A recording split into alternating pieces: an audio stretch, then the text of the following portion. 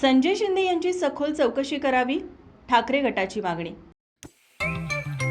जेवण म्हणजे फक्त पोट भरणं नसून ते चविष्ट आणि आरोग्यदायी हवं। म्हणूनच साई जीवन कोल्ड प्रेस्ड ऑइल बनवलंय सर्वोत्तम शेंगदाण्यांपासून। ना केमिकल्स ना उष्णता, झिरो कोलेस्ट्रॉल आणि ट्रान्सफॅट फ्री। प्रत्येक थेंबात शुद्धता, चव आणि आरोग्य, म्हणजेच तुमच्या हृदयासाठी आणि कुटुंबाच्या आरोग्यासाठी उत्तम।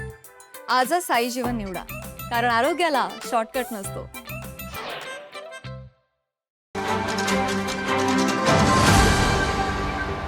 कोल्हापुरात 8 वर्ष विविध पदावर कार्यरत असणारे अप्पर जिल्हाधिकारी संजय शिंदे आणि सहकाऱ्यांची तडकाफडकी बदली करण्यात आली आहे। संजय शिंदे हे काही वर्षापूर्वी कोल्हापूर जिल्हा पुरवठा अधिकारी म्हणून कार्यरत होते। त्यानंतर ते निवासी उपजिल्हाधिकारी आणि त्यानंतर अप्पर जिल्हाधिकारी म्हणून कोल्हापुरात कार्यरत होते। संजय शिंदे यांच्या कारकिर्दीत उजगाव येथील गट नंबर 175चा लेआउट ग्रामविकास अधिकाऱ्यांनी मंजूर केला।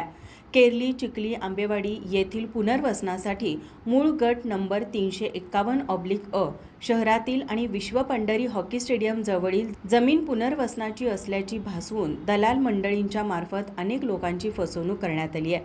पाडे खुर्द येथील भूमापन क्रमांक 124चे देखील चुकीच्या पद्धतीने हिस्से पाडून स्वतंत्र 7/12 करण्यात आलेत। पाचगावमधील भूमापन क्रमांक 57/3ब यामध्ये ग्रामविकास अधिकाऱ्यांनी सरपंचांच्या सहीने लेआउट मंजूर झालेत।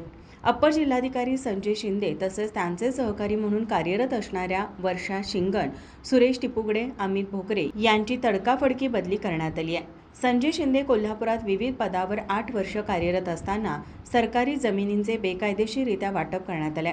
या संपूर्ण प्रकाराची विभागीय आयुक्तांमार्फत चौकशी करण्यात यावी, या मागणीचं निवेदन निवासी उपजिल्हाधिकारी गजानन गुरव यांना देण्यात आलं।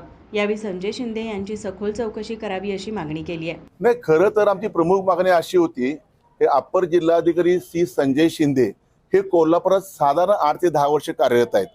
म्हणजे इथं ते होते डिस्ट्रिक्ट सप्लाय ऑफिसर होते इथं, त्यानंतर RDC झाले, नंतर अप्पर जिल्हाधिकारी झाले, मग थोडे हा भाग सोडून परत कोकणात गेले, परत इथं आले, परवा गेले, परत इथं आले। म्हणजे हे शासनाचे अधिकारी आहेत का कुठल्या आपल्या लोकप्रतिनिधींचे ते आपले म्हणतो ना मीडिएटर आहेत? काही लोक लँड माफिया जे आपले आहेत आपल्या कोल्हापुरात काम करणारे त्यांचं काम करतायत का दलालांचं काम करतायत? खरोखर हे शासनाचे अधिकारी आहेत का? 10 वर्ष इथं कार्यरत असताना प्रत्येक गोष्ट त्यांची वादग्रस्त घडलेली आहे। आता त्यांना कोल्हापूरच का आवडतं?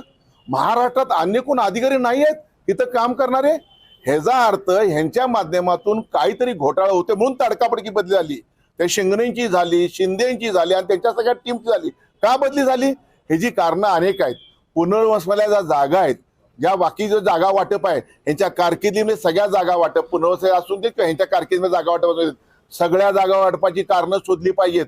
त्याची पुनर्तपासणी विभागीय आयुक्तांच्या माध्यमातून झाली पाहिजे। मोठ्या प्रमाणात महसूल बुडलेला आहे।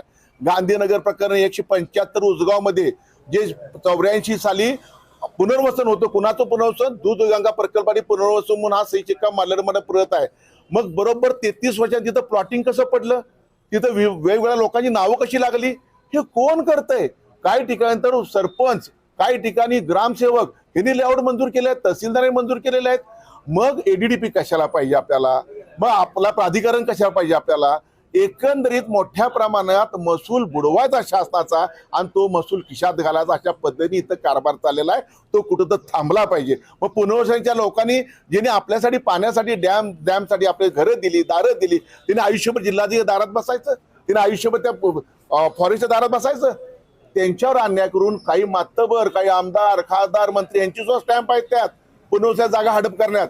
हे अत्यंत वाईट आहे। हे कुठं तर थांबलं पाहिजे आणि ह्या जिल्हाधिकारी अपर जिल्हाधिकाऱ्यांची कसून चौकशी करा। यांना कारभार देऊ नका। त्याच्या फाईल ज्या पेंडिंग आहेत त्या फाईल कुठल्या आहेत, त्यांनी आता त्याच्या कार्य कुठल्या मंजूर केल्या, ह्या सगळ्या तपासणी करता अत्यंत गरजेचं आहे। म्हणून आम्ही महसूल मंत्र्यांना विनंती करतोय, महसूल मंत्री साहेब, हे कुणाचं काम करतायत?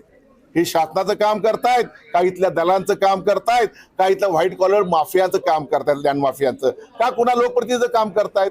हे तपासणं अत्यंत गरजेचं आहे आणि तरच कोल्हापूर आम्हाला न्याय मिळेल। आता अशा अधिकारी 10 वर्ष इथं राहून आमच्या कोल्हापूरचं नुकसान करतील अशी माहिती त्यांना विनंती आहे। यामध्ये कोणती अदृश्य शक्ती कार्यरत आहे असं तुम्हाला वाटते का?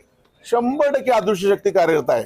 ज्यांनी पैसे गुंतवले असतील, मी प्रश्न म्हणजे मला शंका आहे त्या माणूस जातो येतो तडकाफडकी बदलेले माणूस येतोच कसा इथं परत कसा येतो इथं आणि कोण आणतं यांना इथं 15 दिवसांनी 20 दिवसासाठी मग आमची काय प्रलंबित काम आहे त्या मंजूर करण्यासाठी आणलेत का हा विषय मी तर माहिती अधिकारी आमचे काय प्रशासक दिलीप देसाई आहेत काही गणिंगलेच्या लोक आहेत त्या लोकांनी आता ज्या फाईल यांच्या कारकिर्दीत मंजूर झाल्यात ते शोधणं गरजेचं आहे आपल्याला नाही तर भविष्यामध्ये 5-25 वर्षानं कोल्हापुरात विकासासाठी जागा सुद्धा 1 इंच जागा शिल्लक नाही हॉकी स्टेडियम इथं जावं विषय पडलं इथं ती 1500 जागाचं काय झालंय मोती तलाव आमचा केरलीतला किती 24 एकर होता आमचा 4 एकरवाला आता बाकी कुठे गेला अहो त्या तलावातनं शाहूकालीन तलावातनं अन्य लोकांना पाणी मिळतं तिथे खरोखर त्या तलावातनं अनेक लोकांना इथं सुविधा मिळतात त्या तलावात आता भुईमुग लावलाय त्या तलावात आता काय आणि सोयाबीन लावलंय म्हणजे पीक पाणी लावायचं हळूहळू करून ते लुटायचं काम चाललेलं आहे आणि त्या पद्धतीने हे सगळ्या जागा वाचवण्याचं काम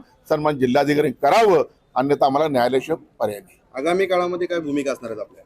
आगामी काळामध्ये जर संजय शिंदे साहेबांची जर चौकशी झाली नाही त्यांच्या कारकीर्द चौकशी नाही झाली तर आम्हाला न्यायालयीन लढा असल्याशिवाय आम्हाला दिल्याशिवाय आम्हाला गप्प बसून चालणार नाही. महसूल मंत्र्यांनी फार गांभीर्याने हा विषय घेणं गरजेचं आहे. यावेळी सहसंपर्क प्रमुख विजय देवणे, शहर प्रमुख मंजित माने, विराज पाटील, स्मिता सावंत, भीमराव पाटील, अक्षय घाडगे, समरजित जगदाळे, पोपट दांगट, राहुल गिरवले, राजू यादव यांच्यासह आदी पदाधिकारी उपस्थित होते. माझा महाराष्ट्र न्यूज कोल्हापूर. ताज्या घडामोडी पाहण्यासाठी माझा महाराष्ट्र न्यूजला आजच सबस्क्राईब करा.